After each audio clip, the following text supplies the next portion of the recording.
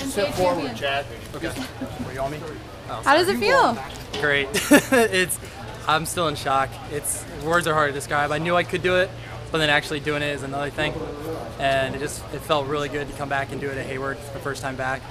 And yeah, it's amazing. I want to thank Dave Smith and Bobby Lockhart, my coaches, and my mom, Taylor Noelle, and my teammates. Those are the people that have made this possible.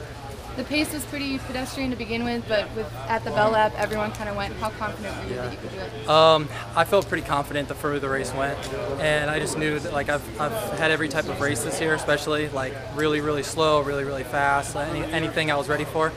And just when people started to move, I'm good at moving with them without using my last gear, and I was able to wait until about 60, 70 meters to go, and then I just turned it on and I was like, don't look back. I glanced at the screen for about half a second and I was like, just get to the line. What is next for you? USA's in 2 weeks back here, and then I'll run Portland Twilight probably, maybe an 800 there.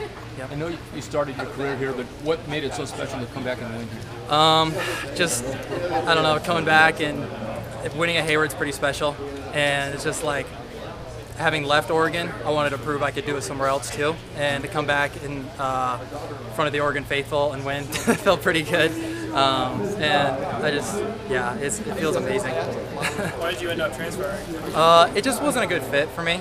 It was just like nothing against them. It just like it was a shock. It was 3,000 miles away from home. I'd never really been on a real team. I always trained by myself, and it was just everything was different, and I just didn't feel like I fit necessarily, and I was a little immature. So then when I made the move, and I just used that experience in my next school, and I just felt like I fit better, and I was a little happier, and things just worked better. And I've gotten to have no regrets. I've gotten to have 2 great college experiences, going to Oregon and Oklahoma State. They're 2 of the best distance programs in the entire country. So it's just, it's wonderful.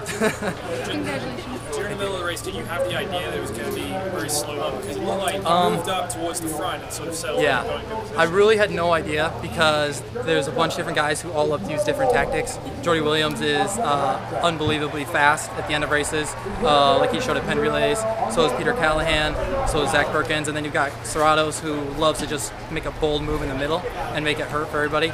Called like the collegiate El Garouge pretty much. So I was ready for his move if he was going to throw that down. And then there's all sorts of dudes who like to run different ways, and I was just like, I'm just going to cover whatever happens and just keep moving up and just try to get in position with 100 to go. Right, how difficult is it to maintain your position when everyone's sort of moving around? It's pretty hard, especially with the wind, because like on the backstretch is like 15, 20-mile-an-hour winds, and so it's a little hard because you don't want to be leading on the backstretch, but you got to be getting into position with the last 300 to go. So it was a balance, yeah. And 13 guys is a pretty big field, so.